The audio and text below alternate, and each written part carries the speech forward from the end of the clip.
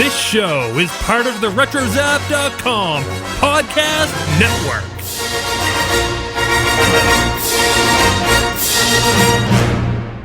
Hey, did you miss the previous episode of Starships, Sabers, and Scoundrels like I did?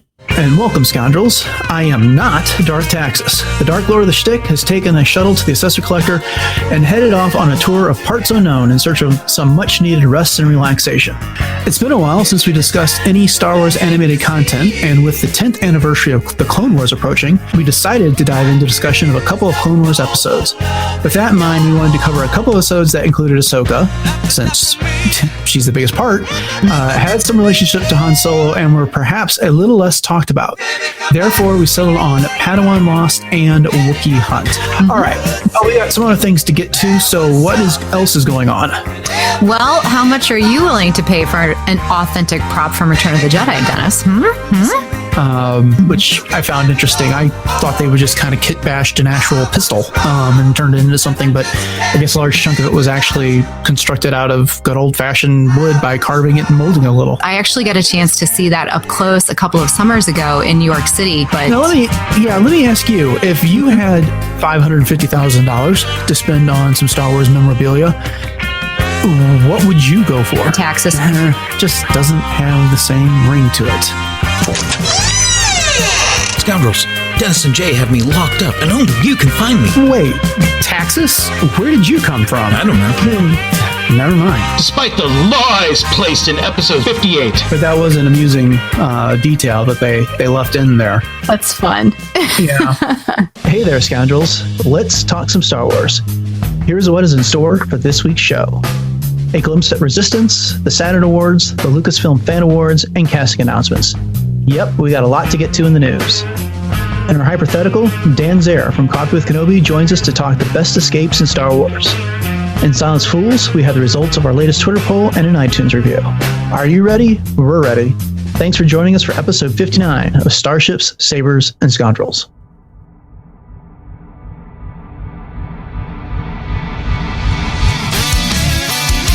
It's not a long time ago. It's not in a galaxy far, far away. It's right here, right now. Starships, Sabers, and Scoundrels. The source for Star Wars news and discussions with your hosts, Dennis Keithley. Such a wealth of Star Wars podcasting right now. Jay Krebs. Well, I will jump in, I guess. And Darth Taxus. You can always count on Darth Taxus to put a smile on your face. Get ready for fast-flying, saber-swinging, hot space opinions from your hosts, analysis, and other stuff, fun stuff. I'll be here all podcast. I'm not your host. I'm just a generic, unpaid announcer. Thanks, Mario. Oh, it's so good to hear your melodic tones again. Greetings, Scoundrels, and welcome back to the podcast that captures your attention, but hopes nobody affiliated with law enforcement noticed. I'm your temporary dark drift away from reality, Darth Taxus. coming to you from the dungeons of my flagship, the Assessor Collector. And with me are my co-hosts who give me sweet reliefs. Dennis, the Phantom Menace Keithley, and Jay, the Hut Jair Krebs. Dennis and Jay. Well, hey, it's good to see you got back safely from your vacation to Nar Shaddaa. Mm-hmm. Nice bumper sticker on the Assessor Collector, by the way. Oh, thank you. I break for Twi'lek slave girls. Oh, okay. Yeah. What? Very good. Yeah, and I got the shackles that said Texas went to Nar Shaddaa, and all I got were these shackles. At least you got something. I didn't get anything. Well, yeah, welcome back, Texas. It's good to have you. Something, all right. Sure you did.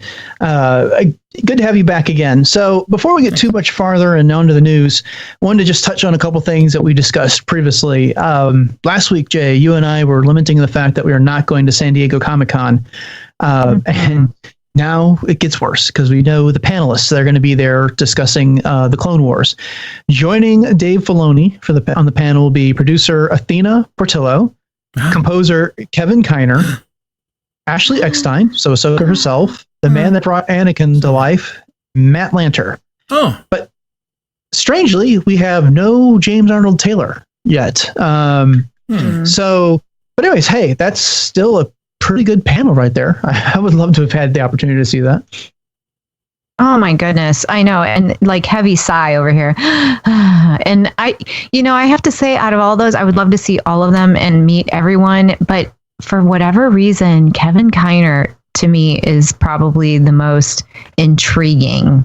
I don't know why. I mean, I'd love to meet them all, of course, but that's really cool. Yeah. And, I guess the other one that I was kind of expecting to see on this panel, besides James Arnold Taylor, is D. Bradley Baker.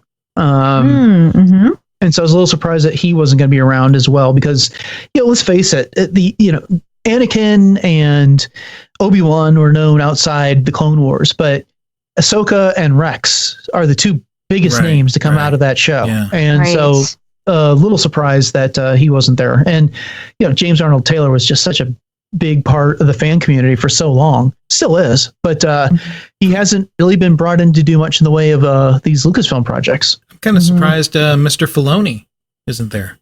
Well, he is. He's the one that's running the panel. These are the new announcements. I'm kind of surprised that I didn't know that. Now, what about Sam Witwer? Hasn't been announced. Okay. So I would not be surprised if some of these people show up at the panel that haven't been announced. I mean, just think back to Celebration last year. Harrison Ford and George Lucas weren't announced for the 40th anniversary panel, and they brought them out, and that was a huge surprise. I could see them doing something like that. Yeah, sure. Here as well.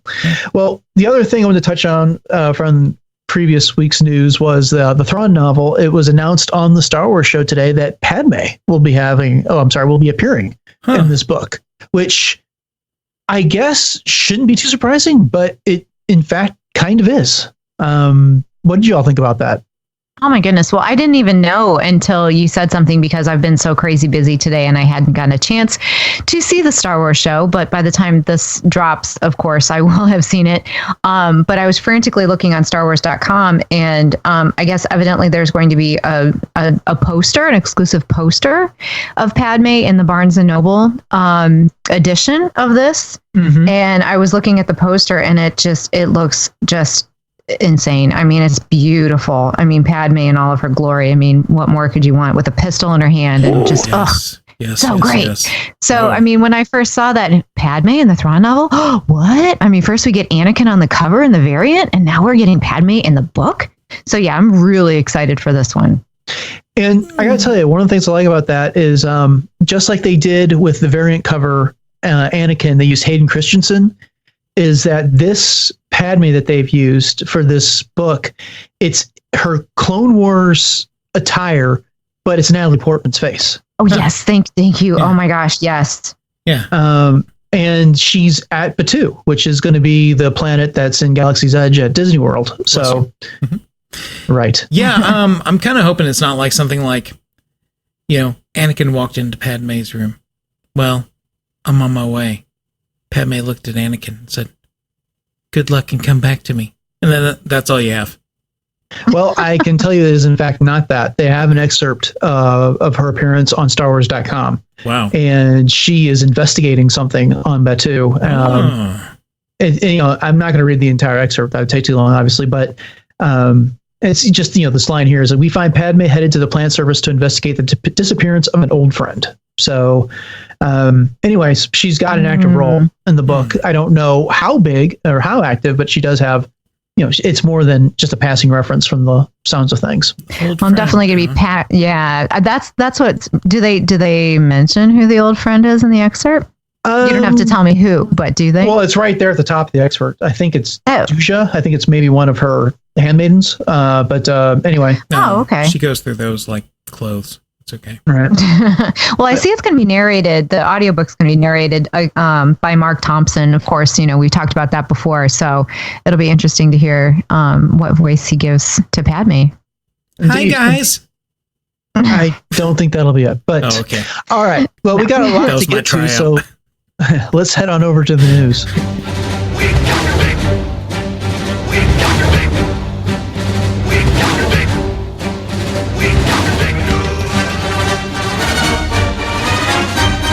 All right, let's not waste any time and dive into this week's news. Jay, what do we have first?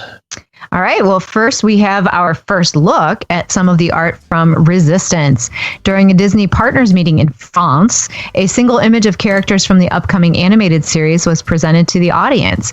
The image included characters from both Resistance and the First Order. Resistance is expected to premiere sometime this fall.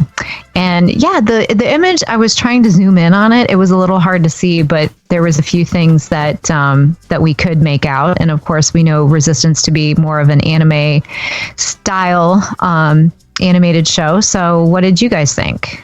Why does France get all the cool things first?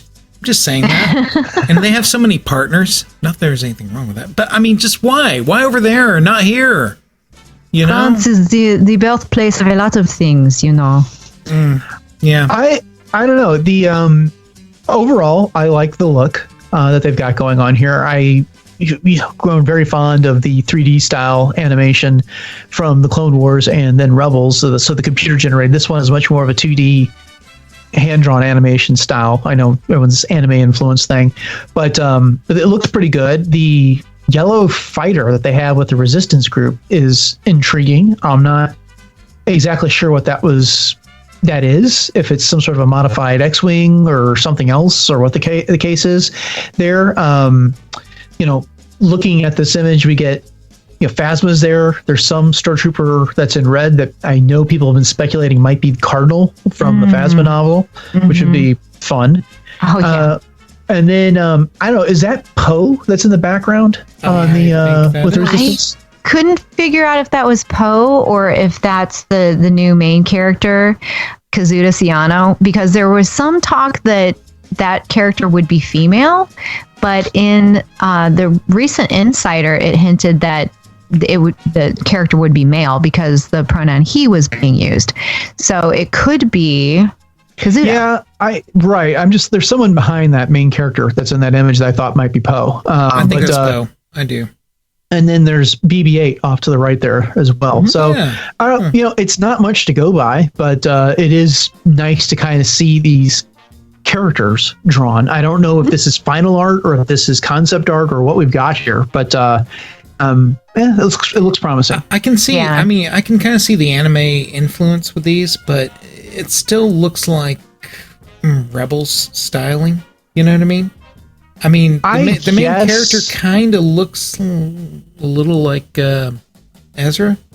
I mean, no, I don't know. I thought this looked more like the current Voltron on Netflix than it did Rebels. Yeah, it's good. But that may just be my take.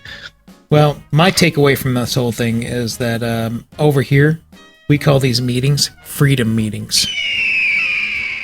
Of course. Mm-hmm. All right. Well, Taxus, why don't you give us our next story? Oh, I'd be happy to. So, it may not have won at the Oscars, but as usual, Star Wars did well at the Saturn Awards.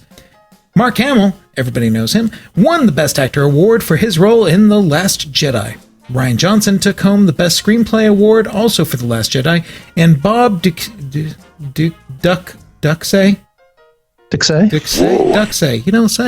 received the Best Editing award. Finally, Rebels won the Saturn for Best Animated TV Series. I mean, finally, they get a ringy, right?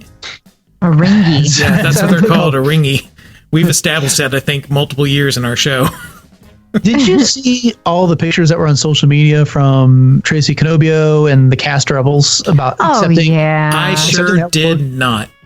Oh man, you had to look those up. That was really cool. We talked a lot over the past couple seasons of Rebels about how that cast was such a family. Yeah, and they proved it again with how they received this award and their social media response to it. So that was really cool. It was a nice send off for them. That was a well-deserved honor for them as well. And I'm not surprised Mark Hamill won the Best Actor. That was great. I was glad to see that. And good for Rian Johnson and Bob Duxay as well. It's good to see, after everything that's happened over the past 6 months since The Last Jedi was released, it's good to see that movie get some recognition. Yeah, you know what? I think that's what I like the Saturns for. It's kind of like, we're going to cut through all the extraneous stuff. Yes, you've got your artsy-fartsy movies out there that get Oscars and everything that I'll never see, just saying.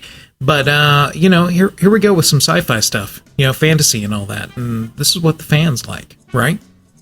Yeah, science fiction and horror awards is what they are. So, okay. Well, speaking of awards, Lucasfilm and Star Wars announced the 2018 Star Wars Fan Awards, which they describe as the ultimate celebration of Star Wars fan creativity.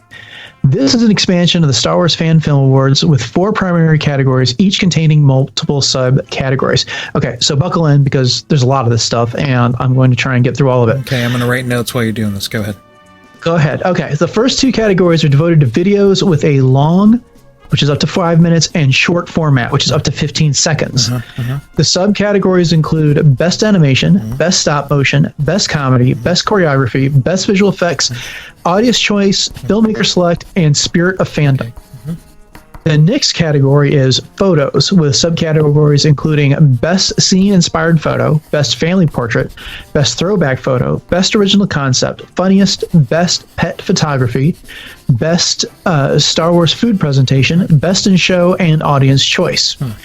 And then last but not least is the Visual Art category with subcategories including Best Digital Art, Best Poster Art, Best Custom Costume, Best 2D Traditional Art, Best 3D Physical Art, Best Custom Figure, Best Custom Diorama, and Best in Show and Audience Choice. I'm noticing immediately they are missing Best Interpretive Dance. Because that was what I was really hinging upon. That's well, you could put that into the video section. Yeah, I'm thinking you got to go for it there, Texas. No, Or I got some best other choreography. videos. I got some Wouldn't other that be videos best laying around choreography? that I might submit. Yeah, I don't know if I was going to send them, but now I know that the Force works in mysterious ways, and this is why I made them. All right. Well, if you decide you want to submit those, the entry period opens on July 18th and closes on September 17th. And you are limited to 1 entry per person. Voting for the audience choice runs from November 2nd to November 13th. The winners receive a prize pack with various merchandise and a commemorative trophy, and their legalese on the site said that that's got a grand prize value of about $200. There's like 34 of these awards. Oh, I need that. Yeah, you can find out more at StarWars.com, or I think it's StarWarsFanAwards.com as well. If I win that, I'm going straight to the pawn shop. For what? Oh, wait, I'm not even going to ask. So you're not going to win the Spirit Award there, but okay. So I don't know. You guys have any idea of what you might be interested in doing here, if anything? Well, honestly, I was thinking about Best Custom Costume. I was just talking to Dan Zier about this on a recent episode of Coffee with Kenobi, and they were actually encouraging me to enter my female steampunk interpretation of C-3PO. Yes. That you absolutely should. Designed and did. Yeah. Okay. Then I will. I'm going to do it. I'm going to do it. I was going to, you didn't let me finish. You should, except that Okay. I'm going to enter my best interpretation of a Sith in a Speedo. So Seriously? That is so gross. You go for it. That might win. Hey, give me some competition, buddy. It's all good. It's also steampunk, which is weird. So. I'm not even going to ask why. This is bad. Well, this got weirder than usual, so we'll move along. Okay, so we have some unconfirmed news, and people are claiming that they've confirmed it through other sources, so we're just going to put it out there for what it's worth. There are 2 potential cast additions for Episode 9. First, Kerry Russell of Felicity and the Americans fame is said to be in talks with Lucasfilm, according to Variety. Her potential role is unknown, although it's said to be action intensive. The bigger announcement is that The Hollywood Reporter has recently reported that they received confirmation that Billy D. Williams will reprise his role as Lando in the next saga film. And like I said, there's been no official announcement yet on either of these casting. I don't know. I guess they may or may not be rumors. I'm not sure. So take this for what they are worth. So what do you guys think? Let's take these one at a time. Kerry Russell, what do you think? Wow. I'm kind of hoping that she might be either popping up as a potential Knight of Ren. I know everybody's saying, oh, is it Rey's mom? Is it Rey's mom? But, I'd like to Not kind of see... everybody speaks like that, thank you. Yeah, I know. But anyway, you get the idea. So something of that nature, or a potential Legends character, perhaps coming into the fold. Maybe not in an actual, literal interpretation, but perhaps in, we've seen a lot of Legends characters popping up in some way, shape, or form, or at least some recollection of the character themselves. So I think that'd be kind of cool. Or even maybe a former love interest of Ben Solo's. So I kind of like your take on that. First off, I love Kerry Russell. Love. I'm a big Americans P1. And it's really scary because that stuff is kind of loosely based on real things that happened in the 80s, kids. But I might say that I kind of like your take that, hey, she could actually be Rey's mom and also a Legends character. I'm going to say it. Single mom Mara Jade. Because we know Luke needed a lot of money to reestablish the Jedi Order, and he might have spent a lot of time. Ew. Okay. So gross. Let me interrupt that thought real quick. Okay. If it's going to be Mara Jade, we're going to have some serious alterations to make to that character in order to get to work. Right. Or maybe not. But here's the thing. Mara Jade was the Emperor's hand. We are how many years into our new Star Wars canon? We've had Rebels, we've had various Star Wars comics. I don't see the room for that character. They can age her very well. I mean, in the last season of The Americans, I was shocked at how fast they made her. No, I'm not talking about the age. I'm talking about the character of Mara Jade herself in Star Wars, because, again, she was the Emperor's hand. So where we have Inquisitors, we have Darth Vader, I don't know. I don't feel like I would have felt like this character would have come up already if we're going to be doing Mara Jade. And if it's not going to be the Emperor's hand, maybe it was Snoke's, right hand assassin. That's exactly where I was thinking. And you said that. You could do that, but I don't think we're going to get the same Mara Jade. And if it is, well, here's one of the things that a lot of people have been clamoring for with the inclusion of Mara Jade in the current Star Wars films, is that love interest for Luke Skywalker. Well, how does that work? Because Mara Jade and Luke became a thing after the Emperor died, and Mara was finally be able to get past that force compulsion that the Emperor put on her to kill Luke Skywalker. Whoa. And so we don't really have that opportunity here. So you could have her be Mara Jade, but you're not getting the same Mara Jade. Okay. Well, not only that, but I feel like too, I wasn't even going to go for Mara Jade when I was talking Legends, but you talk about backlash. I mean, Mara and Luke in Legends is, that is a very sacred couple. So I don't even want to start that conversation because that's a rabbit hole that I don't want to try to climb out of. Wow. In reality, or my thinking, one of my friends reminded me that there was a little speculation because Snoke had said he had trained somebody else before. What if this is who he had trained before? What line is that? I don't recall. It was from, I think, actually the last. I think it was in The Last Jedi, but I just read an article today, but I remember nothing of it. Neither do I. That seems new to me. But but it was on Gizmodo. They were talking about it. That's where I found the article from. There was maybe it was in the novelization or something like that. I can't remember exactly, but there was some discussion about that. Well, I like the idea what you were saying, Dennis, in terms of, maybe she was working for Snoke in some way as an assassin or, quote unquote, a right hand. Mm-hmm. Mm-hmm. Yeah, I don't know. Personally, I'm hoping it's not Mara Jade. I'm hoping it's a brand new character. Mm-hmm. It seems that. What if it's Kira? Well, I doubt it, but because if you're going to do Kira, why don't you just take the actress who played her, Emilia Clarke, and age her?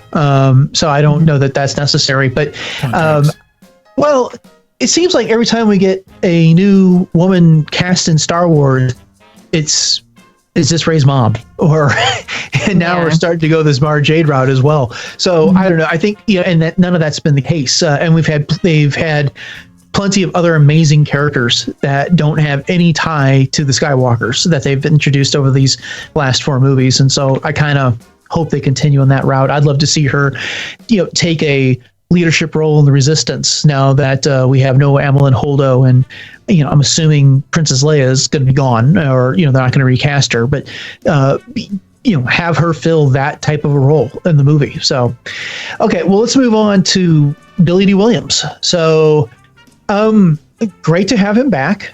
I'm a little curious about exactly how big a role he's going to have. As much as I love the actor and I love him and I love Lando, the last time I saw Billy D, he wasn't getting around real well. Mm-hmm. So what do you guys think? Yeah, I'm not sure. Jay, why don't you go ahead and field that one? Okay.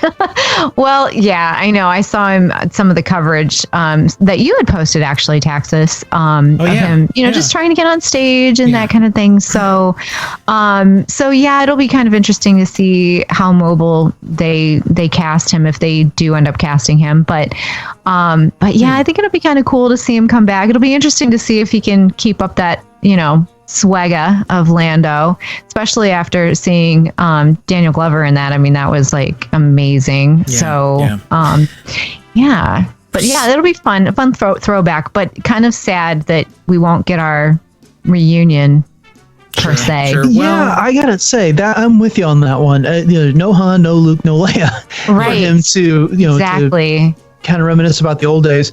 I'd love to see him step into the void of admirals and generals after the events of The Last Jedi, and you could have him on the bridge of a starship of some sort. Sure. So the Mon Cala flagship or something like that, and that would be fantastic.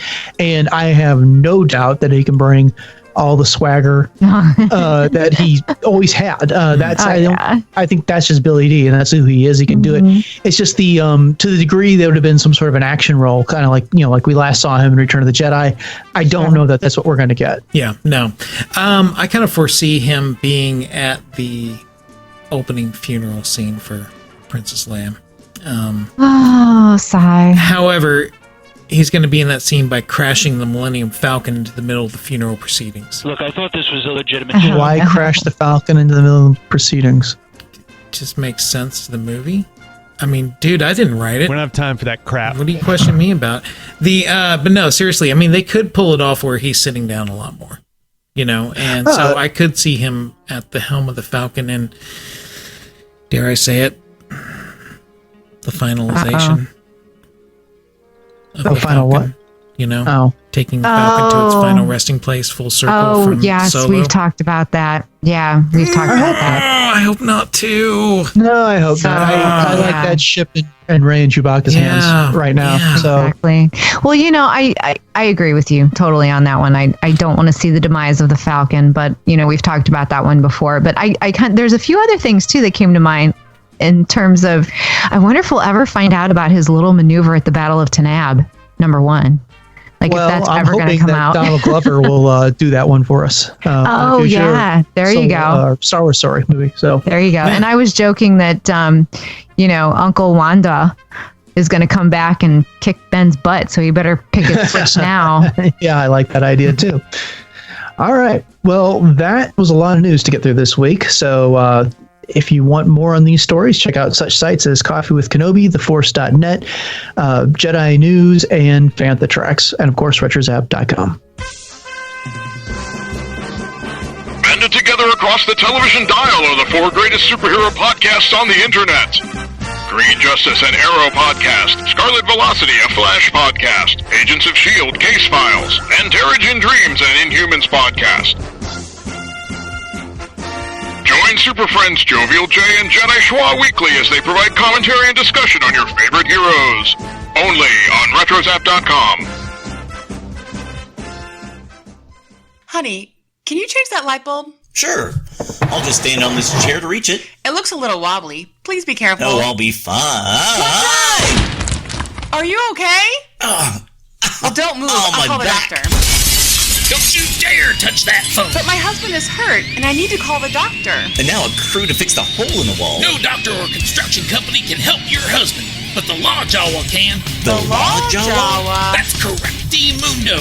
The Law Jawa at the offices of Utane and Associates, the Tatooine Torque Wrench. Listen to this satisfied customer and taste their words, mortals. When I was hit in the head by a rock thrown by an Ewok, I called the Lawjaw. Now I own all the tribal lands and have forced them to move so I can build the bowling alley of my dreams. Thanks, Lawjaw. That patriotic Porg battle cry is your sign to call the law offices of UTD and Associate, the Lawjaw. He's your only hope for a quick payout. It seems to me that your wife is highly liable for your injuries. You need to call. Liable? What did I do? Let's save that for the court of law. I'm not gonna sue my wife. Just what I'd expect to hear from someone with a head injury. But I didn't hit my head. Just what I'd expect to hear from an idiot with a head injury. Idiot? He has a point, hon. You won't see me using a chair to change a light bulb. Shut your big, fat, head-injured mouth and listen to this from a war hero. Un día, at work on the heavy ship, we had to take evasive maneuvers.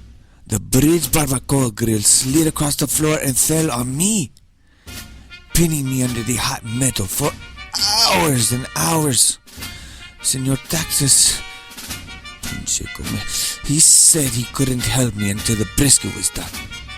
The Lawjaw helped me get the justice I deserved and the commission he deserved from my employer. Who are you talking to? Gracias, Lawjaw. That's still not final. It's in a... So hurry and call the law offices of UTD, the Lawjaw. Can I just get an aspirin first? It appears I don't have your attention.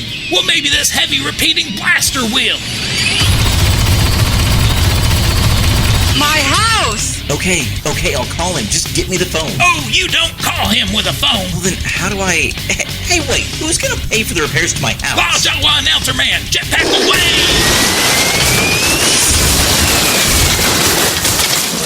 Well, it could be worse. How? We finally have a skylight. The offices of UTD and Associate not responsible for damage that may occur as a result of services, nor for a free jetpack despite all the promises made in the 20th century. Not affiliated with Jawa & Sons Remodeling Company. Inclusions don't apply.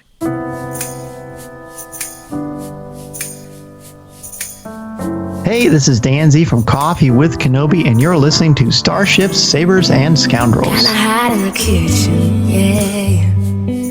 My cup is already half full. If someone were to ask you what comes to mind when you think of Star Wars, you'd probably think of things like the Force, lightsabers, Jedi, Sith, starships, stormtroopers, and several other iconic images. Those are all important elements of Star Wars. If you thought about the story elements, though, you might consider adventure, the hero's journey, romance, lightsaber duels, and blaster fights. But what about the classic escape?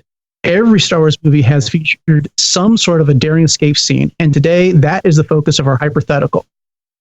Joining us for this discussion is the host of Coffee with Kenobi, Dan Zer. Dan, welcome to Starships, Sabers, and Scoundrels. Well, thank you, Dennis and everyone. I am so happy to be here. This is a wonderful podcast, and I am thrilled to be a part. Oh, the honor is all ours. So this is what's going to happen. We're going to go around the table here. We're each going to get a turn or two or three to bring up our favorite escape scenes from Star Wars, and we're going to compose kind of a de facto top 10 list. So with that, Dan, you are our guest, so you get to go first. Okay, well, thank you. This isn't mine or in no real particular order per se, because it sort of depends on the day or the mood as far as, you know, how I feel about these. But number one for me, and I guess I could make this sort of a microcosm, so I think I will. I think it's the moment when the Millennium Falcon blasts away from the Death Star, and we hear the John Williams theme, Here They Come, and the TIE Fighters come, and Luke and Han have to work together and get into different cannons and blast these TIEs apart, and the music and the thrills and the excitement at the end. That, to me, that's kind of encapsulates what Star Wars is all about. Yeah, and plus I love it when he shouts down the shaft, don't get cocky and stuff. I mean, it just had a lot of natural banter. And the physics of that still don't work out, and even Pablo has said that, but it's still just a wonderful moment. Oh, it's a parallel gravity well. Yes, science! Well, there you go. Oh, yeah. I've got one sitting right next to me right now. Look, I put my drink in it, and it's floating sideways. It's really odd. You should see this. This is not the right medium to show people this, right? This is audio only. Not really. Okay, Probably not ideal, but that's a good one, Dan. Your heart's in the right place. Oh, Thank you. Thanks. Have to use your imagination on that one. Yeah, the Death Star escape was actually one on my list as well. And one of the things I always appreciated about that scene was the how they highlighted the teamwork. of the crew there between Han, Luke, Leia, and Chewbacca as they're fighting off the TIE fighters. And as you know, you've got the experienced veteran at one of the guns, and you got the rookie at the other one. And Leia, who up until that point had been very gruff with all of them about this whole escape, kind of celebrating with that big hug with Chewbacca. Yeah, so that was nice. That is a fantastic scene. And I always thought that Leia kind of took control of the ship a little bit. You know what I mean? In there, like she was helping Chewie co-pilot or something. But maybe that was my 3-year-old headcanon. Well, it's entirely possible because that's the appropriate place for that. Yeah, so. Sure. Well, Jay, what do you have for your first one? Well, it's ironic, Dan, that you listed that one as your first one, because as I was brainstorming, that was actually number 2 that came to mind for me, as one of the very first things that stood out. And of course, I was all of 7 years old when I got to see A New Hope in the theaters for the first time. So there was a lot of things that actually really got into my psyche, I guess you could say, from that movie. And I think actually the first one was the escape from the trash compactor. I mean, if we're still talking A New Hope, but this was the first thing that I wrote down, because that kind of establishes the relationship between Han and Leia and Luke. I mean, they're just all being thrown together, and then you've got Chewbacca in there, Chewie, come here, and he's acting like he's all scared, and so you get that little nuance of that he's this big hairy walking carpet, but he's got this big old heart, kind of thing, and it was the first time that they had to work together, and the first time that they worried about each other's welfare, when Luke got pulled by the Dianoga. And so there's just so much in that scene, and I just remember the first time seeing it being like really, really scared that they weren't going to get out. And then, of course, then you've got 3PO, oh no, they're dying in there all too, do something about it, and they're just, everything is just on this fever pitch, and then the next thing you know, it all works out. So, yeah. That's really a tense moment. And I don't know, for some reason it kind of creeps me out. I guess I'm a little claustrophobic, And so that would really kind of freak me out the closer the walls would get. But still, throughout the whole thing, I mean, there's still that lighthearted banter. One thing for sure, we're all going to be a lot thinner. And then especially with Chewie at the end, doesn't that remind you, Jay, of a lab? Because they're so like noble and all that, but then when you're like, my goodness, then when they're scared of something, you're like, come here, and they're like, bro. Come here. No. Oh, yeah. Oh, yeah. As fellow lab owners, we can definitely... That's exactly right. Yep. I have a Labradori. That's how many labs I got going on around here. So. My goodness. Okay, well, Taxus, it's your turn. Well, believe it or not, Dan, that was my number 1, and Jay, that was my number 2, so way to go. Wow. I've got nothing else. Just kidding. And besides, both of you had such great descriptions of your selections. I'm not going to have that, so I'm just going to let you guys fill in the details for me, because I can barely remember anything. But I guess my first pick is going to be the escape of Dr. Aphra from Darth Vader. Brilliant! Ooh. Yes, and it was done in the most ingenious way. She still had the 2 droids under her sway, or at least she had tricked them to be under her sway. And Vader was going to shoot her out the airlock, but then she had Black Chrysanthemum out there waiting for her. Am I getting that name? Yeah, right? she had Aphra. Black Chrysanthemum? Yes. Chrysanthemum? Is that a flower? Oh, okay. I don't know. I thought maybe, that's why he was angry at all the Wookiees, because they made fun of his name. It's sort of like, I don't know, being named... Let's go on something to something like that, has some importance to but, it. In fact, that would no be offense appalling. to out there. I'm just saying. Yeah, be careful. There are some that are big fans of the show. There are. I know it's very odd. I mean, it's a strong, noble name with a glorious history of conquest throughout European lore. In fact, there is anything. Anyway, okay. So, but yeah, that's going to be my pick, because I thought that was really. I gotta think. I gotta admit that I thought she was done for when I was reading the comic. Every time I turned the page, I was like, "It's coming," and it was so kind of noble, though, how it was going down. Which is funny, because that's exactly not the way she is now, But deep inside, that's what she was really trying to angle for. She was looking for that angle to where she could escape certain doom and certain death. And as we see in subsequent Afra comics, she does that exact same thing every single time.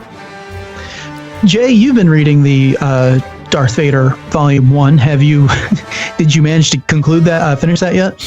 I did, yes. As a matter of fact, I just finished it the other day, and it was very, very delightful, I must say. Yeah, I don't know. With the three of you, were any of you worried before the reveal that Black Chrysanthemum, Taxus, was out there to pick her up? By the other name. That was actually going to be her fate, that she was going to die out there in the void of space? I thought it was definitely a possibility in the way that they set it up. Well, actually, yes, I did, but I also knew someone very close to the project had told me in advance that was going to be the next book, and this person told me about 3 months before I read it. So I knew, but if I didn't know, I would have completely been sucked in. So you're telling me a potential deep breath informant told you about this, Dan? It's very likely. Okay. Yes, it's very likely. Interesting. But the way that it was paced and the way that it was told, I thought was brilliant, and I wouldn't have been surprised if suddenly what I thought I knew was wrong because of the way that it was set up. Yeah, because Kieran Gillen did a great job writing that scene, because Afra genuinely freaked out, and that was right after she'd had that scene where she was really cocky with Darth Vader while the Emperor was talking to the both of them about Dr. Silo's attempt to take over the Super Star Destroyer. And I remember Afra was doing you're in trouble now. And when it was over, the Emperor said, this is the way of the Sith. Vader, I am sure you have some things to say to your henchman or your assistant or whatever it was that he said there, and then he goes and throws her out the airlock. So I was rather taken back the first time I read that, and I really thought that she was done for, and I was pretty disappointed because her rescue was kind of a postscript to that book. Yeah. It came right there at the end, and she has that remark about, that was fun, let's never do it again.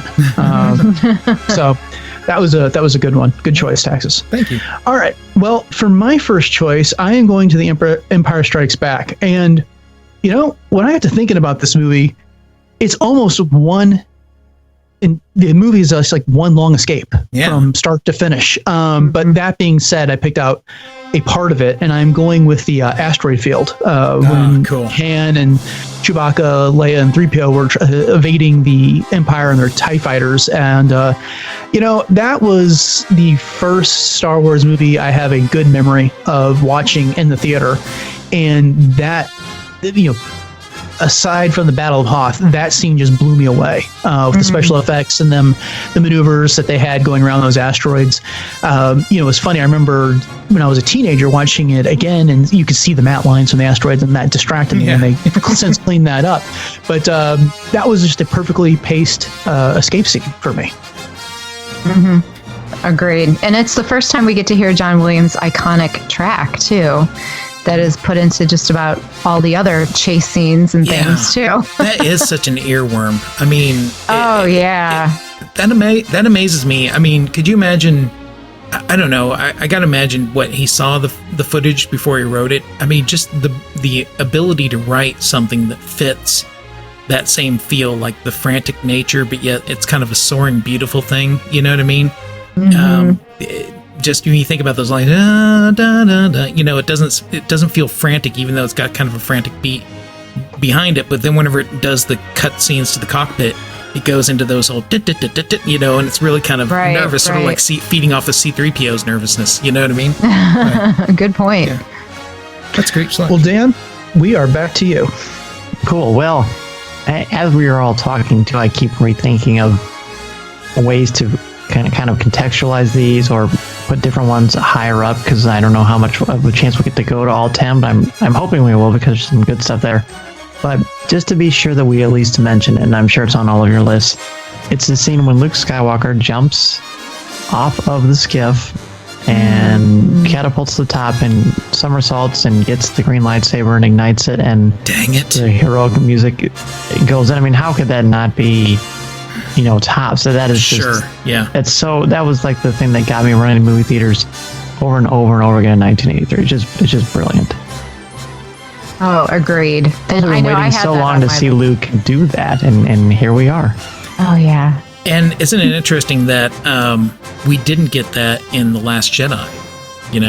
When Luke appeared, it's like just the difference between how he was acting back when he was younger and brash, and how he was acting, when he was a Jedi Master, See, I would argue it's identical, but I'm going to say that for my next one. Whoa. No. Mind's pretty blown, Dan's there. All right. I've heard a lot of people say that the Tatooine bores them by the time they get to Return of the Jedi, Really? and that I've heard that from place to place, and that they fast forward through those scenes of it. I don't know how you can, because that's really Luke coming into his own as a Jedi right there. When Empire Strikes Back, he's had a minimal amount of training, and Vader toys with him in Cloud City for a while. Right. But then it's when he gets to Return of the Jedi, that lesson that he was rash, that he rushed into that fight, and The Empire Strikes Back sets in, and he has a very. I actually wrote a blog about this for Coffee with Kenobi, but excellent plug. He had at least the basis of a plan going into that, and he was very methodical, and he was very calm, and he kept letting Jabba be the aggressor there and make the mistakes. Yeah, sure. That set that whole thing up, and he had contingencies there for that whole plan. So, but that was a good selection, Dan. Thank you. You're welcome. Jay, what do you have next? Well, before I get into it, I have to revisit, Dan, what you were saying. That whole skiff scene with, you think about everything that was going on with Jabba, getting wrestled and basically, then killed by Leia, the Hutt Slayer. And then Lando and, the Sarlacc and Boba Fett being there. There's so much going on there. So yeah, that was definitely on my list as well. And I'm going to stick with The Empire Strikes Back, going back to that last movie that we were talking about. And I want to go back to Luke's escape from the Wampa Cave, because I remember being, floored that, even though it's not necessarily like a super exciting adventure kind of scene, it's the first time that we see Luke consciously using the Force. And I just remember sitting in the theater watching him, just completely relax and meditate, and just that calm come over him as he's hanging there in the Wampa Cave in certain death, and then seeing the lightsaber move a little bit, and then seeing it fly into his hand, and and being able to get out of there. It just gives me the chills every single time. And Dan, I'll give you an opportunity here to cross-promote within Coffee with Kenobi, but how Jaws-like was that? Thank you. Was that whole thing where you don't actually see the beast, but you just hear the sounds of it coming closer and closer? Right. Yeah, and that's the Hitchcockian suspense thing that works wonders, and I think I don't know if it was more effective before the special edition, but I think it's one of the moments in the special edition that works fairly well. Yeah. Although the less is more. We do get more of an image of the creature, but yeah, I think there's some definite points to that. Yeah, I know what you mean. Like in my head, I didn't mind seeing it. It wasn't like Luke yelling no or screaming as he drops off of the platform in Bespin. But I don't know. I didn't really need to see the monster like grabbing its arm. It's like, now I feel bad for it. You know what I mean? It's like, way to go. But yeah, that's a good point. That's a good pick. I will say, go ahead, Jay. I was just going to, play off of that and talk about Robot Chicken just for a second, because you get to see how it affected him and his pumping gas abilities. But well, the one thing I would say about the special edition of that scene was that seeing him eating the tauntaun at the beginning, which you didn't get in the original version, that I don't know, that made him scarier for me. That you got to see his size, him hunched over there, and just that blood coming down out of his mouth as he's drooling while he's eating that thing. I'm with Dan. I think the special edition actually enhanced that feature, even though there's something to be said for not seeing the monster and the Jaws aspect of it. Mm-hmm. Well, and that sound that it sounds like he's eating nachos, seafood nachos or something. Yeah, seafood nachos. I love it.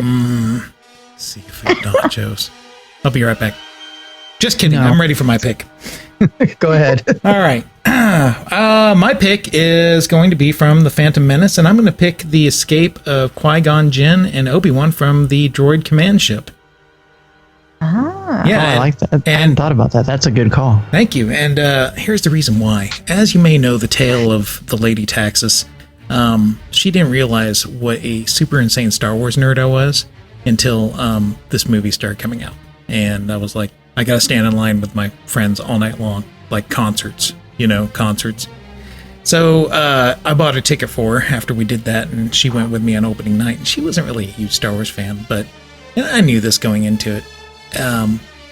But I just heard that one scene when the droidicas deployed, and Qui-Gon's like, "Let's go," and they do the force speed movement. Which, by the way, more of that, please. I heard her say under her breath, "Cool," and I was like, "Yes, that was cool." Which is extra cool, yeah. Yeah. So it caught her. It captured her imagination. Because up until that point, we had never seen that except for in the video games, right? And have we seen it again since then? No, that's why I'm saying we need more of that. I love it. Yeah. It was a cool effect. I mean, we need more Jedi moving faster than the eye can track. But yeah. So that's kind of one of the reasons why that's one of my favorites. That's a good choice. Thank you. I like it. Great choice. Well, I am going to go to The Force Awakens for my next choice, and I am looking at the escape from Nema Outpost. Okay, Paying particular attention to the chase scene with the Millennium Falcon and the TIE Fighters. That's my favorite scene of that entire movie. I am a sucker for anything that's got the Falcon in it, as you can see by both my choices now. But there was a lot of things that sold that for me. One, it was the instant chemistry that Daisy Ridley and John Boyega had, and that scene as Finn and Rey. I enjoyed watching BB-8 roll around in the Falcon before he finally had enough of that and used his tools to stick himself to the wall. And just both Rey trying to figure out how to get the hang of the Falcon, and Finn trying to work the cannons after having trouble earlier in the movie when they were escaping from the Star Destroyer. But I don't know, that one is just that when it's on television, I always sit down and watch that. And I can miss the rest of the movie, but I'll always make sure I sit down and watch that part. That is the goosebump moment for me. That probably is my favorite moment from the film too, because of all the characters to see again, besides seeing Han and Chewie walking up on the Falcon. When they first show it, the garbage will do, and they play the music.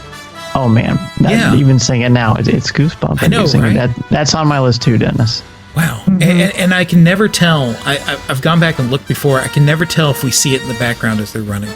You know what I mean? I know. I kept looking for it too. It's so funny that you say that. And just the feeling of the audience erupting in a cheer when and you hear the heroic da-da-da, when it shows up in the scene. Oh god, that's so awesome.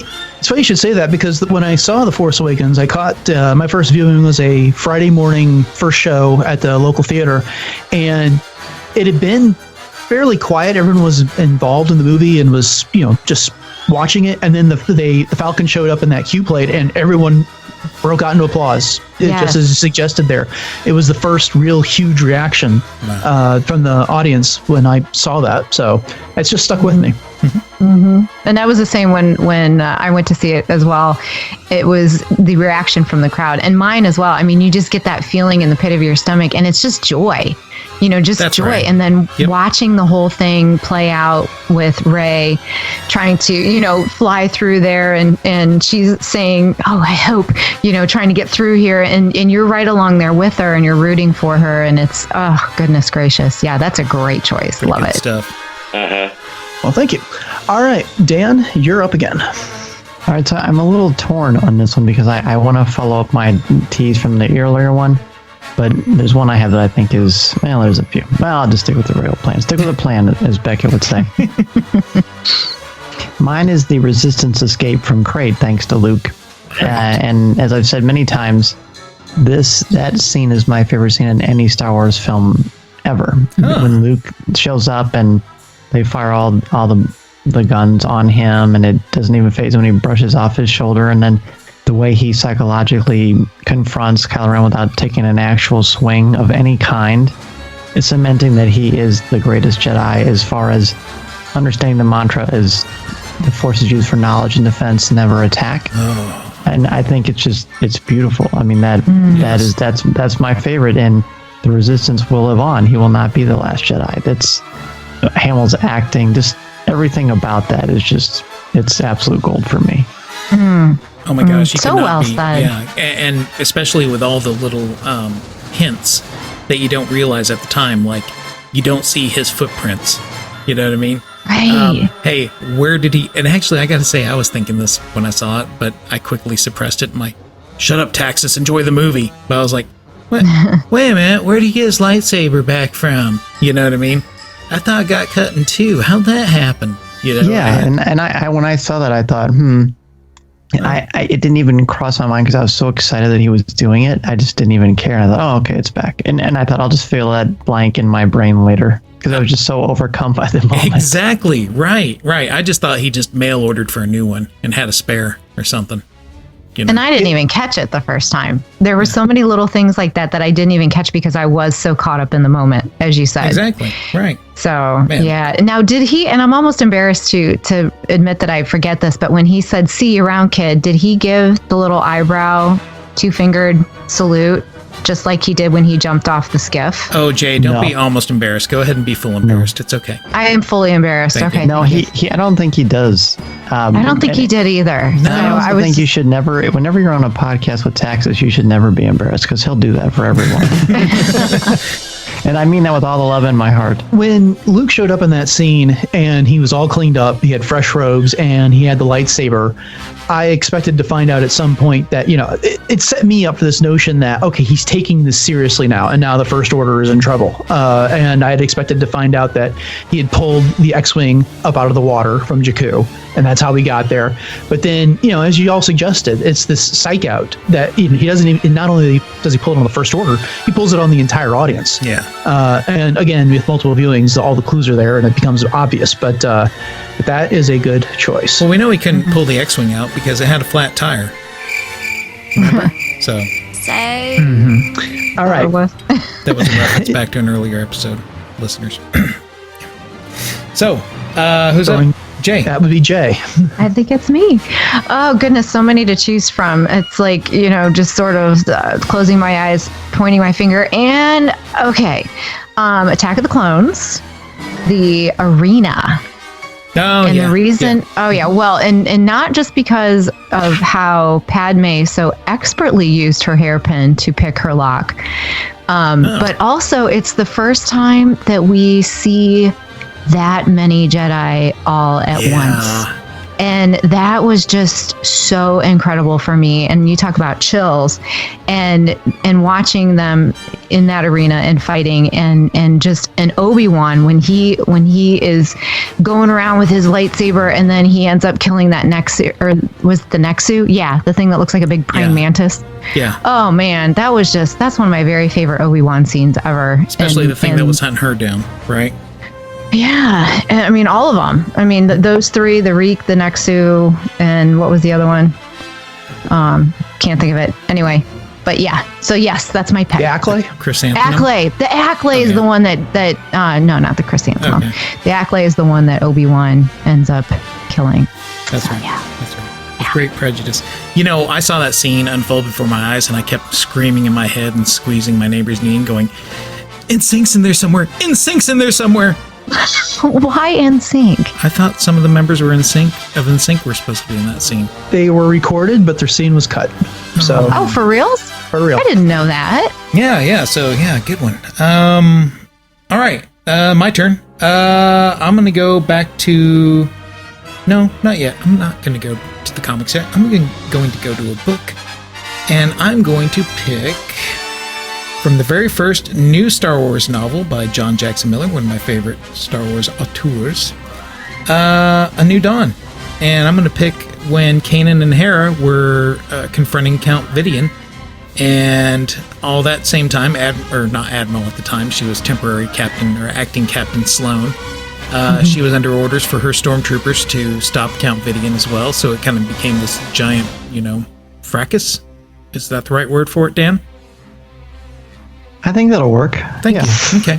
We will allow fracas today, yes. Thank you. Darth Fracas, yes. Fracas. Nice. Barely know us. Don't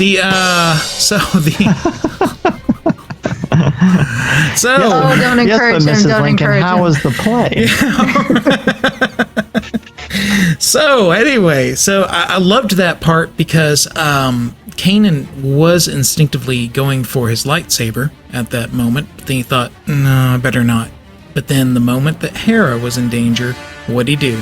Use the Force to save her, and she's the only one that noticed, and that was that quick exchange where he's like, shh, no, don't say anything about this, That's one of the reasons why I love that. The whole book was fun. It was a good way to get reintroduced to Star Wars, and that ending scene. I mean, just so much is going on, and I'm glad they escaped because they became some of our favorite characters in recent years.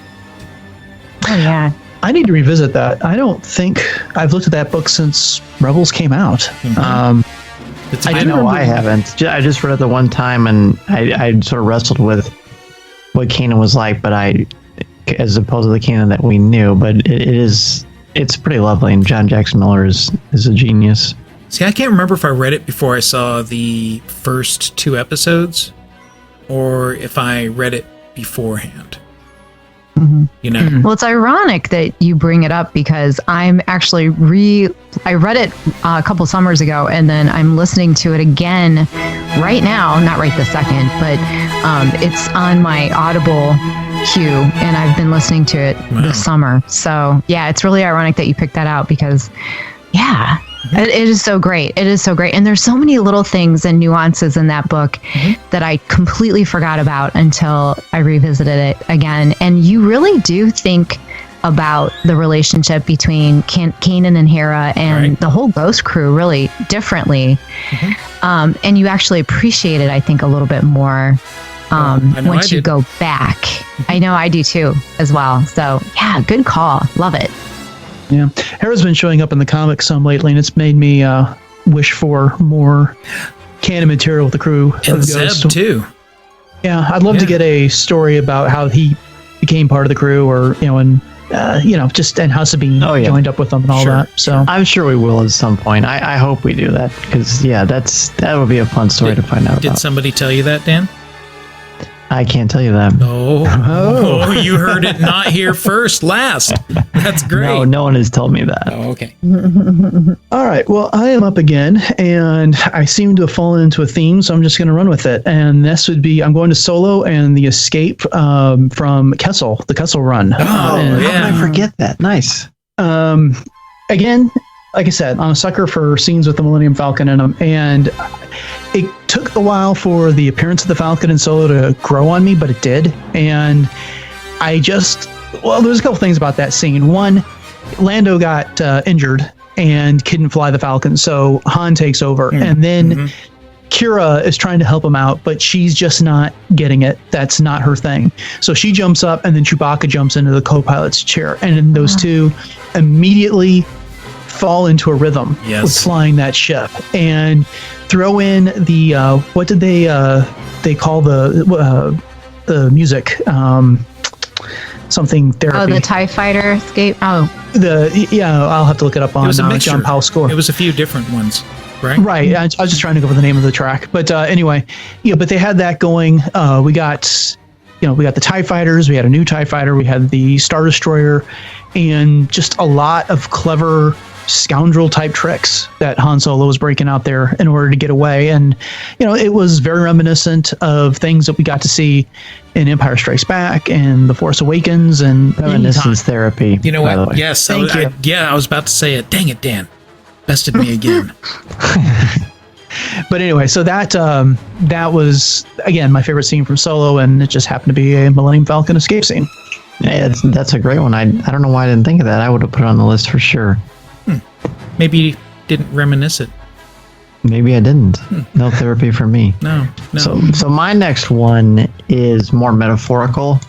Whoa. And it's the escape at the end of Rogue One from mortality for all the heroes, but each one of these demises is not done through anything other than love for a cause, Yes. love for a person, love for an idea, love for a bit of an escape from angst and suffering, and just finding peace. So escape from, the slings and arrows of outrageous fortune, as Hamlet would say, and finding peace and purpose. And I just think it's lovely. Wow. Oh my gosh, I love that. Yeah, that's great. Oh, you just gave me the chills, Dan. Seriously. That's really deep. I have to figure out ways to dumb this podcast down a little more now because of that. It just sort of hit me when Dennis said that, and Rogue One just popped into my brain because I just think that's a wonderful film. That's exactly and right. I just thought, yeah, this is it. That's why when people say that they're sad and they don't like it because it's depressing, I'm like, why? It's gorgeous. Wow. It's not depressing. It's important. It's fulfillment. That was a big thing that we talked about at the Solo cast party. There was a lot of, well, I like Rogue One better. Oh, I like Solo better. And typically the people who liked Rogue One better, myself included, just, like a little pain in their poetry, not because we're, running around being depressed and brooding, but because it's just very Shakespearean. I would love to see Goth Dan's there. Oh, God. I don't think you ever will. Oh, man. Is that like Goth Spider-Man? Come on, Celebration. You and I will put on makeup with Ryder Waldron. It's okay. Oh, my goodness. Oh, you have to convince Ryder to do it. I don't know if he'd wear makeup or not. Oh, no, he's a Cure fan. I know he would. Oh, my goodness. Well, to but Dan's Dan, point, I have to... though, Go ahead. I was just going to say there's a lot of devotion in that scene, and we saw friendships with Chirrut and Baze, and sacrifice there. We saw, Jyn completely came around from where she was at the beginning of the movie. Incredible character growth for her, and then Cassian even kind of turned around from someone who had done terrible things on behalf of the rebellion to paying the ultimate sacrifice on behalf of the rebellion. So that is I hadn't thought of that as an escape as you brought it up, Dan, but that's an incredible point. Yeah, each of them had peace too. Now that I think about it, even Bodhi Very Rook, much, right? Yeah, there were no accidents. They knew they were going to die. They didn't want to die, but they embraced it. And I think there's more. There's a lot of deaths in Star Wars that are supposed to be a sacrifice to help something else, but that one is the most poignant. The rest of them are sometimes a bit of a stretch plot-wise. Sure. Even Obi-Wan sacrificing himself so they could escape the Death Star, I don't know that it would have made that much of a difference because it was very, very brief. But this is not accidental. That's a hot space opinion. Woo! Okay. Well, I'm going to tell you what, you put that so eloquently, and you finally brought the right words to my thought of, and Pam Berkowalski and I have had this conversation before, and we always say, we love the fact that everyone dies. Yeah. And that sounds so morbid until you hear it put the way that you just did, Dan, which thank you. Bravo, seriously, because that really helps me clarify why I love it so much. So thank you. Very good. Oh, my pleasure. Sincerely. I'm just knowledge is power. writing down a note saying insert more fart gags. Oh, stop it. Stop. That stinks. Balance. Oh, well played, Nice. sir. Dan came to doubt. play. All right. And so you got competition this episode. No, boy. All right, Jay, it's your turn. Okay. So I'm going to go ahead and go with The Last Jedi. And I'm going to go with Finn and Rose and DJ's escape from Canto Bight. Because I feel like there's so much more going on here than just them riding fathiers and, trying to escape from the city. But, you've got BB-8 shooting the coins, which I think is just so funny and so cute. And then you've got DJ kind of like mimicking like, ooh, ooh, ooh, ooh, in the background. But it's the first time that we get to meet the kids in the stable. And then, of course, Broom Boy. And the whole idea of Rose just saying, look closer. And the reason why we're we're not just escaping and why Canto Bight is such a horrible, beautiful place. But, she finally, when she lets the father go and he says, well, it's over now. And she lets the father go and she said, no, now it is. I just think that's so beautiful. Huh. It's like they're escaping an escape for everybody else, right? Now, if you think about it, right? Oh my gosh, I've been living a lie this entire time. Well, just like The Empire Strikes Back is almost one long escape scheme, the same could be said for The Last Jedi. That entire movie is about them escaping from Dakar, escaping from the First Order, and doing everything they need to do to finalize their escape. Of course, a lot of things go horribly wrong over the course of that movie, but that movie is very much about escape. Okay.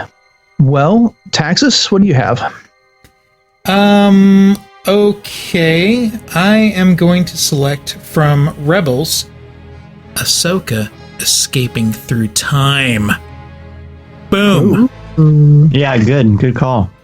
Ooh. I mean, I gotta admit, I did not see that coming. That's one of those things. I mean, it's so funny because I think Dennis understands, and y'all probably do too, what I'm talking about. Like, 2 years ago, I had ideas for things that are finally working out now through the show, And I just feel like maybe Filoni had this whole thing in his head, like, yeah, it'd be really cool if, Ahsoka, everybody thinks she's dead, but, she's not. She comes back through some weird thing in the future and nobody saw it coming. Because that's what happened to me. I was like, well played, sir. Wait, you went back and people thought you were dead and then you showed up again? Is that what you mean? Maybe. But no, I do. I love that. Absolutely. Of course, that's one of my very favorite Rebels arcs ever. Oh, it's the most stunning moment in that entire series, I think. Oh, yeah. It's just a complete jaw dropper. And just how fun was it? I mean, now that I saw it, it's like, oh, all those stupid Topps cards I chased make sense. I'm sorry, they're not stupid. They were fun at the time. They're not stupid. Man, I was dropping cash onto, I gotta figure this out, So they caught my money with that. I'm just saying. And the payoff was really good. So yeah, that's my selection. Good one. All right. Well, I'm going to go very briefly with my last one here, and I'm just going to complete the Millennium Falcon thing with the escape from Docking Bay 94 in A New Hope. Oh, yeah. Classic. Yeah, it was, it's short, it's sweet. It's, Han getting everyone loaded on board the Falcon, and here come the stormtroopers. And so they got to blast off. And I've just liked that scene simply because, he's minding his own business, and all of a sudden, here comes a squad of stormtroopers, and they start, throwing out their blasters, they're firing back and forth, and then he's running. Yeah, it's a great scene. But the reason I'm going to cut that one short is before we get into some honorable mentions here, I wanted to ask you guys a question about these films. I earlier today went through all the movies and was writing down escape moments, and it occurred to me that a lot of times these escape moments start off as rescues, and it's kind of hard to determine where the rescue ends and where the escape begins, or if they're almost synonymous. The line blurs.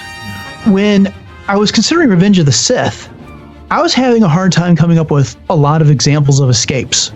So, there was obviously the rescue of Chancellor Palpatine, and then there was kind of an escape from Order 66 for at least Obi-Wan and Yoda.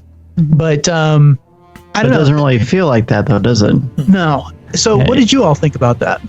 I mean, I guess you could say, again, it's an escape from presupposition of stability, because now everything goes into chaos. Escape from order, escape from sanity. But I can't think of any others as far as... I mean, Obi-Wan escaping, and jumping, when he escapes Order 66, that's kind of powerful and quick. But other than that, really, no one really... I mean, I guess the twins escape, sort of. Yeah, Mace Windu's arm escaping. Jeez. What? And even the... I gotta hand it to you, that was good. Oh, thank you. Oh, jeez. Okay, we got softball practice here. So, but even with Obi-Wan escaping Order 66, he was riding off into battle, and his mount gets shot out from underneath him. And yeah, true. And so it's Yoda had more of an escape scene. He sensed something going on, and he took out the clone troopers that were about to attack him. But that's a good one. That's cool. That's a the great standard one. there. Yeah, but it just seemed a little escape light compared to the other movies to me, and I didn't know if you all had another opinion on that. Which is cool because that one is well, is it the darkest? Probably is the darkest one. What? And maybe that's the point that they barely escape at the end of that movie. Oh, right. But that's the Empire coming to power and the Republic dying. Luke and Leia escaped. I think that's what Dan was just saying. Oh. But yeah, you're right, Then I agree Dennis. with Dan. Good call. I had the most trouble coming up with escape scenes in that movie as well. But there is one that sticks with me, if you can call it an escape, was when Bail was leaving the temple and he was scrambling into his speeder. Just the feeling of desperation that you got when he was leaving. You know what I mean? Yeah, that one always hits me hard that, here's this person that's so always put together and, regal looking, and here he's scrambling it. And you can just, like I said, the desperation there is just intense.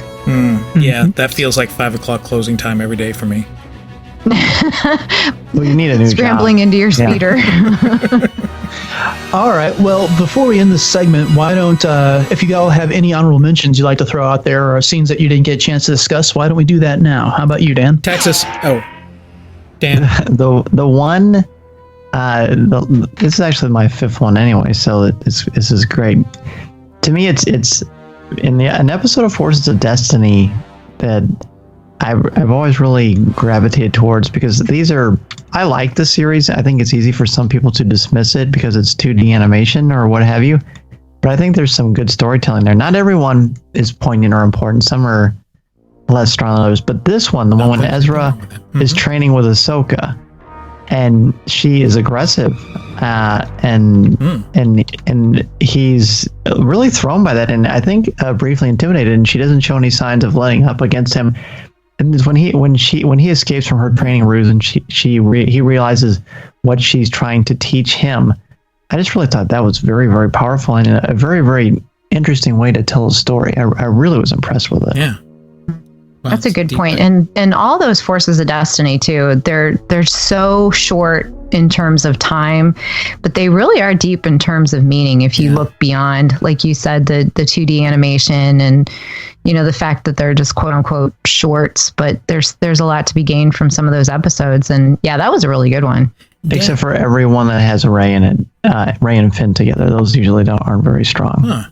Yeah. When they're on screen together in Force of Destiny doesn't work for me, but that's just me. So Dan, weren't you telling me that your informant told you that there was going to be an Afro Forces of Destiny, or? No, that might have been someone else. Oh, that might have been. Maybe was George Clooney on this show before? I could see that. I'm not sure about him. I have to go back and check the archive. So. Yeah. Jay, did you have any honorable mentions you want to get out there? Oh yeah, there's so many of them, but I've been saving this one from the Clone Wars. I actually went back and watched this one today. One of my very favorite episodes, The Lawless, with and this one's got everything. It has Bo-Katan, it has Lucy Lawless. No, not Lucy Lawless. It has Obi-Wan dressed as a Mandalorian, and they're trying to get Satine out of the prison and trying to get her to safety, and and just the whole, there's just so many great little nuances in there, and Obi-Wan kicking the landing platform on the Twilight to try to get it to go down all the way, and but of course they don't actually end up escaping. Because there's some very bad things that happen at the end, but there's just so many little things in there, and Obi-Wan learning to use the jetpack for the first time, and I just love it, and of course, anytime I can mention Bo-Katan, I try to do that. So that's my shameless plug for Bo-Katan. All right, Taxus. Well, I'm going to end it on a high note, but first I got to blow through some of these. Han in the cave, that actually was a giant space slug. Vader, when he overcame the cybernetics that Silo was controlling him with. That was awesome. Thrawn from Exile in the novel. Rebels from Mustafar, because Kanan knew how to defeat the Inquisitor. That was so great. Rebels at the end. That was wonderful. Afra from the Eternal Roar, might add. The Callous Defection. Finn and Poe in The Force Awakens when they escape. That was so fun.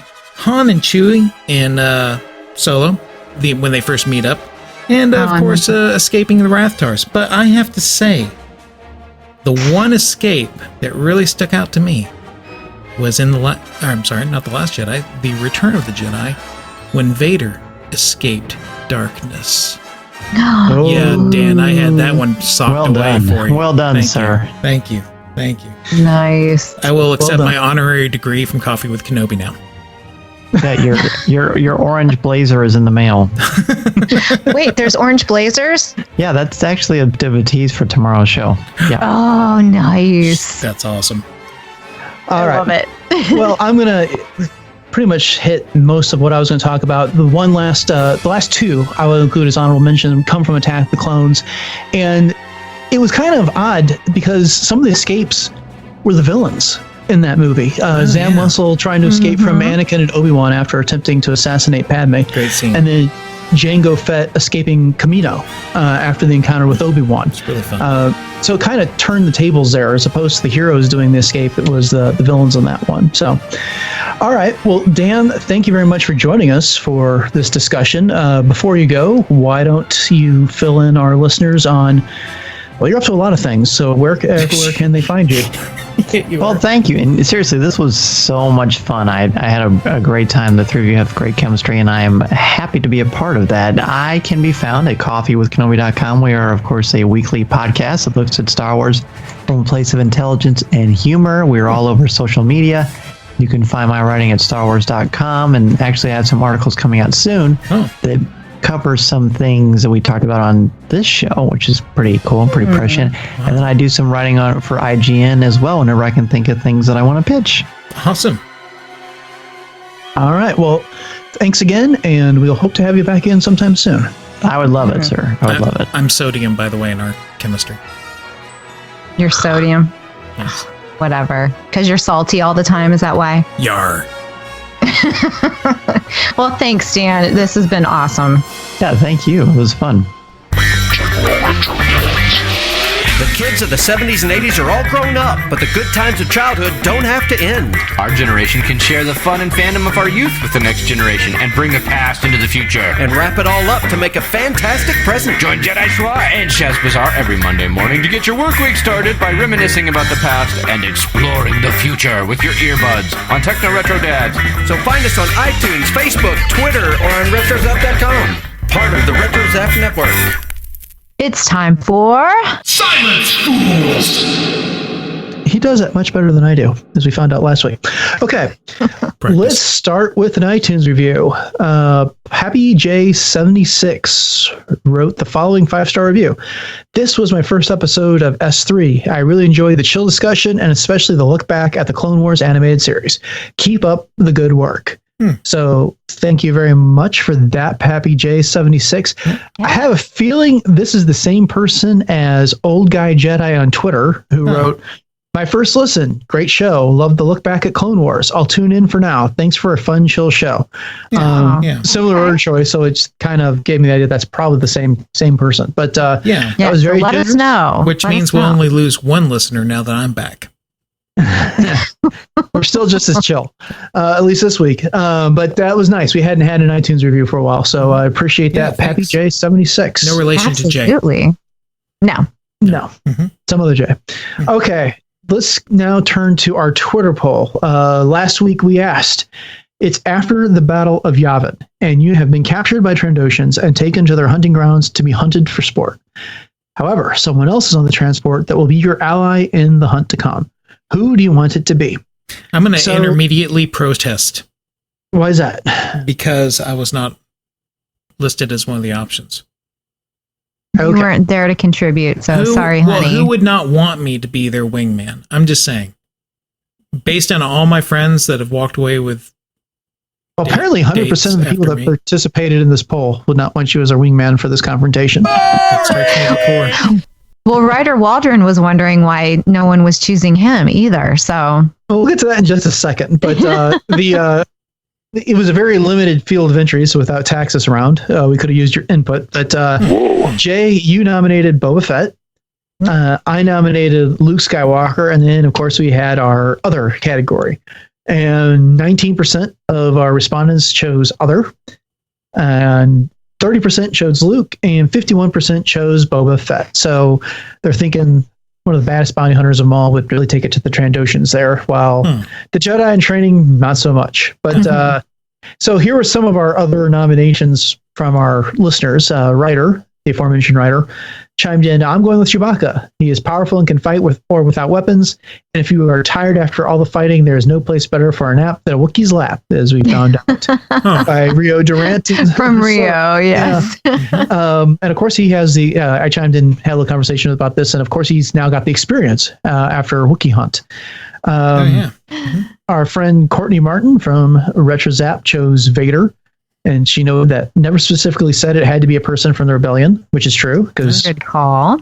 Jay, you also chose Boba Fett, and he wasn't with the Rebellion. Scatagunga said the artist formerly known as Dooku's apprentice. And then there was a animated GIF of Ventress. So I guess he's in the camp that, reports of Ventress's death are greatly exaggerated. So... And then Hassan Scarborough, another loyal listener, said, my pick is for a non-Star Wars character, and this character is equal to the Trandoshans. It is, I'm not sure how you pronounce this, Yautja from the Predator films. You're doing good. Thanks. But that's one of the species of predators. So, yeah, I think he could take it to the Trandoshans. Wow. Ooh, that's creepy. Okay, stop. Oof. And then our last nomination was from Derek Spire, Raising Fangirls, who said, and this is becoming a theme, I nominate, okay, do I really have to say it? Everyone say it with me, Jackson. So, big Legends fan there. Okay. Indeed.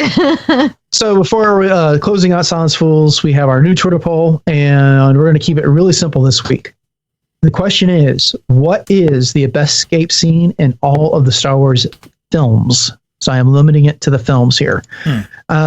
Taxus, you weren't here last week, and so we'll give you the 19% other, and you can go first with your selection. Sure, I will take that udder. I will, in honor of the dearly departed Danzy, I will say, based on his influence upon me, the scene where the droids escaped the Star Destroyer in A New Hope in the very beginning, and then subsequently died. I'm not sure. Wait, that's they didn't correct. die. Sorry, no, not so much. No, they didn't. He likes to take it dark. I don't. But okay, well, I came in second place, so I will go next, and I am going to pick what was my top option. I'm going to take the asteroid chase scene from The Empire Strikes Back for all the reasons I said earlier. And Jay, classic. What is your choice? I'm going to go off the deep end and say something that has not even been mentioned yet. Okay. And that is the best escape scene is the Death Star plans themselves. Oh, wow. At the end of Rogue One. Oh, good one. Oh, okay.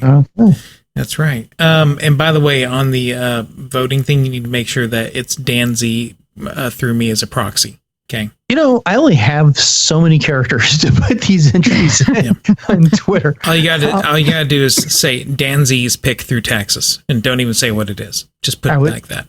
Yeah. Okay. Well, I will keep that in mind. Nice of you to honor our friend Dan Zare that way. Well, that will do it for this edition of Silence Fools.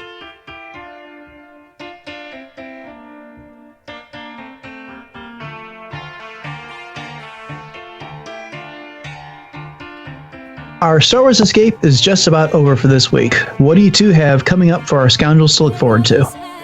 Well, you can escape on over to Coffee with Kenobi for me. I have actually a lot coming up here. It's finally come to the point where I can sit down and do some writing. So I've got a ton of fashion review blogs coming out in my Core Worlds Couture column over there. So you can check out some Star Wars fashion and also some lifestyle products. I've got some Petco products actually that I'm going to be throwing in there as well. So got a bunch of things. So yeah, so check it out. And you can find me over in the Assembly Geeks Network on The Geek Supreme with Scott Murray, Regina Davis, and Jeff McGee. fun little game show that's done in the style of, well, whatever we feel like for that week. And also you can find my one-man show on interesting knots I have tied. Indeed. Well, as usual, I have some recent Star Wars con reviews on RetroZap, including Star Wars number 50, Dr. Aphra number 21, and you can find my Star Wars blogs over on Coffee with Kenobi. And I also, as I've been doing for the past few months, was on Jedi Journals talking some recent Star Wars comics there. And our last discussion was the Ashes of Jedha story arc from the Star Wars main title. Okay. Scoundrels, thank you for listening and for your support. If you've enjoyed the show, this has been Starships, Sabers, and Scoundrels, and we would love a 5-star review wherever you listen to your podcast, especially iTunes, which is also known as Apple Podcasts.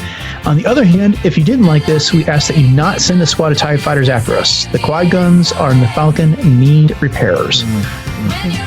As usual. Right. With that in mind, we do appreciate it anytime you share our show posts on Twitter and Facebook. Please let others know you are listening by sharing the show with a tweet or a post.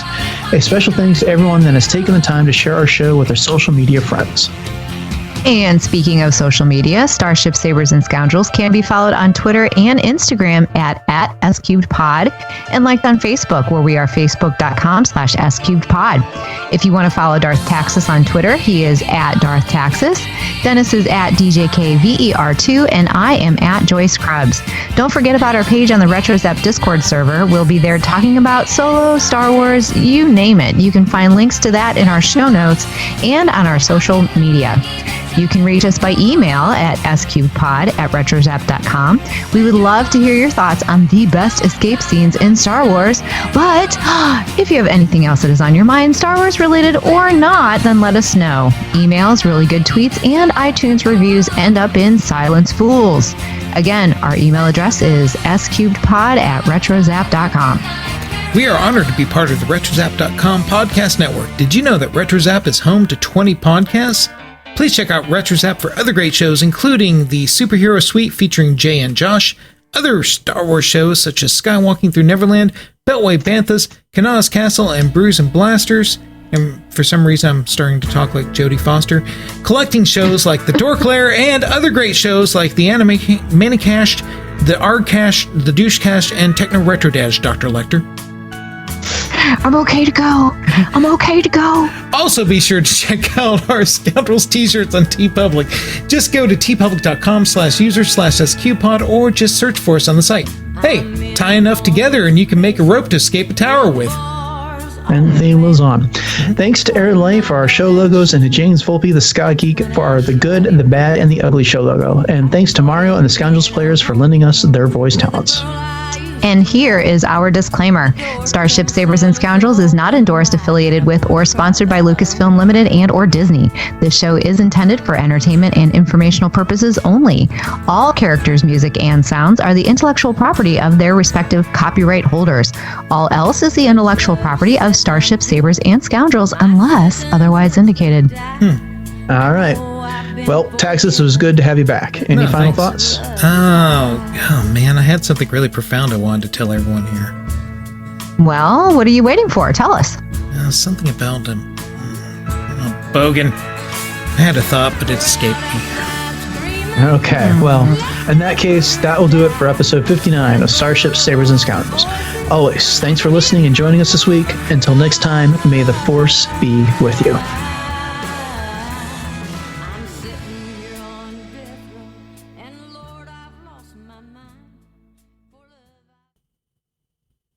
So I seriously didn't know that. For real? Yeah, totally. Yep. Yeah. Oh my gosh. Well, it had been rumored for the longest time, and then it got confirmed afterwards that they had filmed some stuff, but it was on the cutting room floor. Yeah, I think Joey Fat One was in there. That one. Batone. Oh, really? That's how you... Oh my gosh, I'm so embarrassed.